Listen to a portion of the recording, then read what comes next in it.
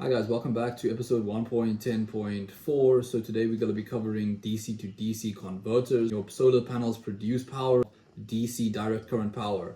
So this is normally higher and you basically buck it to a lower level with a buck converter that either uses PWM or you can use an MPPT tracker. In that case, it will basically monitor the maximum power point and keep it there. So it's normally sampling rate to track the maximum power point. And what it will do is it'll look for the voltage that produces the most current and the area under the curve. So let's go and take a quick look at MPPTs. Okay guys, in our last video we basically covered the photons going onto the PN junction of the solar panels and then creating electron flow through what we call the DC to DC converter. This will normally take the DC that is higher and lower it to the battery's DC or the bus voltage.